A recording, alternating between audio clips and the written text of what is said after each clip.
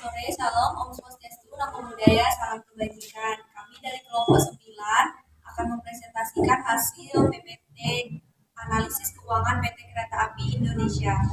Oleh karena itu, perkenalkan saya Eka Rohani sebagai moderator. Saya masih sebagai pemateri. Saya Anjir Aprilia sebagai pemateri.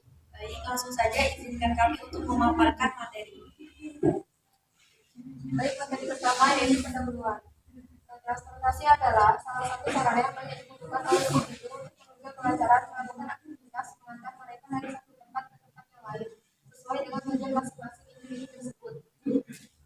PT Kereta Api Indonesia adalah salah satu badan usaha milik negara yang berperan di bidang kereta apian. Melihat gejala ini sebagai hal yang perlu diperhatikan. PT Kereta Api Indonesia sebagai salah satu BUMN mempunyai tanggung jawab selain menjalankan fungsi sosial menjadi agent of development yang mendukung program pemerintah di bidang transportasi dengan menyediakan sarana dan pelayanan penggunaan kereta api yang baik. Juga harus berperan sebagai fungsinya sendiri yang melaksanakan fungsi komersil untuk memberikan kontribusi atau pemasukan bagi negara melalui dividen dan pajak. Baiklah, materi selanjutnya akan digambarkan oleh Andi. Baiklah, selanjutnya yaitu manajemen modal kerja pada PT Kereta Api Indonesia. Berikut adalah tabel perkembangan modal kerja PT Kereta Api Indonesia pada periode tahun 2018 sampai 2022. Berdasarkan data yang disampaikan, perkembangan modal kerja bersih PT Kereta Api Indonesia pada periode tahun 2018 sampai 2022 mengalami fluktuasi dengan penurunan pada tahun 2020 mencapai sekitar 17 miliar. Dan peningkatan paling tinggi terjadi pada tahun 2022 mencapai kurang lebih 29 miliar. Hal ini disebabkan karena pada tahun 2020 terjadi pandemi COVID-19. Fenomena ini menyebabkan perusahaan di berbagai bidang mengalami kendala dan dalam beroperasi, begitupun yang terjadi pada PT Kereta Api Indonesia. Baiklah, selanjutnya akan dibacakan oleh ada analisis perputaran modal kerja. Perputaran modal kerja PT KAI periode tahun 2018 sampai tahun 2022 berdasarkan tabel di atas menunjukkan rasio perputaran modal kerja paling tinggi pada tahun 2018 meningkat 1,46 kali, sedangkan di tahun 2021 mengalami penurunan perputaran modal kerja sebanyak 0,76 kali. Kemudian di tahun 2022 mengalami peningkatan sebanyak 0,87 kali. Perputaran modal kerja dikarenakan adanya peningkatan pendapatan di tahun 2021 sampai 2022. Yang kedua yaitu manajemen piutang. Berikut adalah analisis perkembangan piutang PT Kereta Api Indonesia. Berdasarkan data di atas, dapat diketahui bahwa perkembangan piutang PT Kereta Api Indonesia pada periode tahun 2018 sampai 2022 paling rendah terjadi pada tahun 2020 mencapai 505 juta, sedangkan pencapaian paling tinggi terjadi pada tahun 2018 mencapai kurang lebih 3 miliar. Selanjutnya yaitu analisis perputaran piutang pada PT KAI periode 2018 sampai 2022. Berdasarkan hasil analisis, jangka waktu yang dibutuhkan perusahaan untuk menerima seluruh pembayaran tagihan piutang pada tahun 2018 perusahaan memerlukan 11,44 hari atau 11 hari hingga piutang terlunasi. Pada tahun 2019 perusahaan memerlukan 11 hari hingga piutang terlunasi, dan pada tahun 2020 perusahaan memerlukan 9 hari hingga piutang terlunasi, dan terakhir pada tahun 2021 perusahaan memerlukan 22 hari hingga piutang terlunasi. Selanjutnya yang ketiga ada manajemen persediaan. Analisis perkembangan persediaan PT KAI. Perkembangan persediaan PT KAI periode 2018 sampai 2022.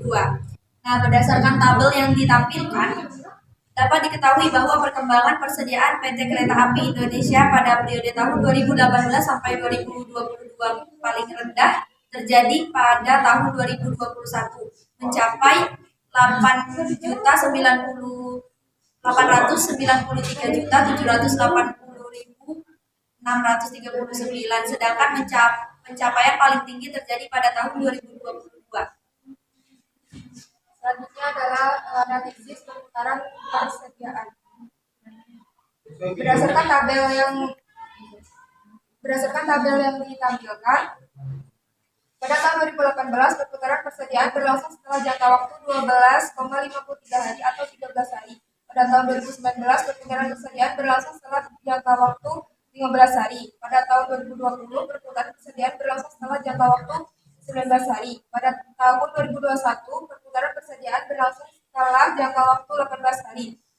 Dan pada tahun 2022 perputaran persediaan berlangsung setelah jangka waktu 17 hari. Terjadinya dinamika antara tingkat persediaan dan pendapatan usaha membuat perusahaan naik atau turunnya rasio keuangan persediaan tiap tahun.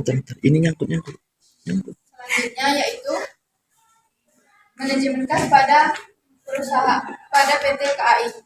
Manajemen kas adalah sistem pengelolaan kas perusahaan yang tujuannya agar tersedia kas yang memadai. Kas sendiri adalah suatu bentuk aktiva yang paling liquid yang dapat digunakan dengan segera agar mampu memenuhi kewajiban finansial dari suatu perusahaan. Manajemen kas yang baik akan menentukan masa depan dari suatu perusahaan, karena jika saldo kas perusahaan nilainya rendah, maka perusahaan mungkin mengalami kesulitan likuiditas yang tinggi. Oleh karena itu, perusahaan harus memahami dan mengelola kas dengan baik untuk menjaga keberlanjutan bisnis dan memenuhi kewajiban finansial. Rasio kas PT Kereta Api Indonesia periode 2018-2022. Berdasarkan tabel di atas, tahun 2018 nilai kas dan setara kas yang dimiliki perusahaan mampu menutupi kewajiban jangka pendek dengan tingkat kontribusi 39,26%. Tahun 2019 nilai kas dan setara kas memiliki perusahaan mampu menutupi kewajiban jangka pendek dengan tingkat kontribusi 47,66%. Tahun 2020 71,21%. Pada tahun 2002 nilai kas setara kas yang dimiliki perusahaan mampu menutupi kewajiban jangka pendek dengan tingkat kontribusi 57,19%. Selanjutnya prinsip-prinsip saham. PT Kereta Api Indonesia berkomitmen untuk menerapkan good corporate governance secara konsisten sehingga mampu meningkatkan kepercayaan pelanggan dan stakeholders lainnya. Tata kelola perusahaan yang baik yang selanjutnya disebut DCG adalah prinsip-prinsip yang mendasari suatu proses dan mekanisme pengelolaan perusahaan berdasarkan peraturan perundang-undangan dan etika berusaha. Selanjutnya yaitu kebijakan dividen atau saham. Berdasarkan risalah rapat umum pemegang saham tahunan perusahaan pada tanggal 15 Mei 2018, pemegang saham perusahaan menyetujui penggunaan laba bersih tahun buku 31 Desember 2017 untuk cadangan wajib sebesar kurang lebih 1 miliar, cadangan umum sebesar kurang lebih 200 juta, dan pembagian dividen tunai sebesar 172 juta. Yang terakhir, kesimpulan berdasarkan hasil laporan keuangan dan analisis yang dilakukan, kinerja keuangan PT KAI menunjukkan bahwa kinerja keuangan perusahaan masih belum stabil sejak awal tahun 2020 akibat pengetatan mobilitas masyarakat yang memicu penurunan pendapatan. Baik, hanya itu yang dapat kami sampaikan. Untuk itu, kami memberikan kesempatan berdiskusi lebih lanjut dengan membuka sesi tanya jawab kepada teman-teman sekalian. Assalamualaikum warahmatullahi wabarakatuh. Perkenalkan, saya izin bertanya kepada 9. Bagaimana PT Kereta Api Indonesia mengolah dan mengalokasikan sumber daya keuangan mereka untuk memastikan efisiensi operasional dalam sektor transportasi kereta api? Terima kasih. Assalamualaikum warahmatullahi wabarakatuh. Saya Tita Gustiana. Di sini saya akan bertanya kepada kelompok 9. Apa strategi keuangan yang biasa digunakan oleh PT Kereta Api Indonesia untuk mengatasi tantangan ekonomi dan fluktuasi pasar dalam industri transportasi? Terima kasih. Baiklah, Assalamualaikum warahmatullahi wabarakatuh. Nama saya Raden Bayundra Kumia dari kelompok 4. Izin bertanya kepada kelompok 9. Pertanyaan saya adalah bagaimana PT KAI mengelola risiko keuangan, terutama terkait dengan infrastruktur dan perawatan armada mereka guna menjaga stabilitas keuangan perusahaan. Terima kasih. Baiklah, saya punya pertanyaan dari Lala. Bagaimana PT KAI mengelola dan mengalokasikan sumber daya keuangan mereka untuk memastikan efisiensi operasional dalam sektor transportasi kereta api? PT KAI umumnya mengelola sumber daya keuangannya dengan fokus pada investasi infrastruktur yang mendukung efisiensi operasional, seperti pemeliharaan rel dan stasiun serta pengadaan armada yang modern. Apakah jawabannya diterima? Baiklah, selanjutnya akan menjawab pertanyaan dari kita. Pertanyaannya, apa strategi keuangan yang biasa digunakan oleh PT KAI untuk mengatasi tantangan ekonomi dan fluktuasi pasar dalam industri transportasi? Strategi keuangan PT KAI melibatkan diversifikasi pendapatan, peningkatan efisiensi operasional, dan adaptasi terhadap perubahan permintaan pasar, sehingga dapat menghadapi fluktuasi ekonomi dan persaingan dalam industri transportasi. Ya, jawabannya terima kasih. Baik, saya Eka Rohani akan menjawab pertanyaan ketiga dari Raden Bayu. Pertanyaannya, bagaimana PT KAI mengelola resiko keuangan terutama terkait dengan infrastruktur dan perawatan armada mereka guna menjaga stabilitas keuangan perusahaan.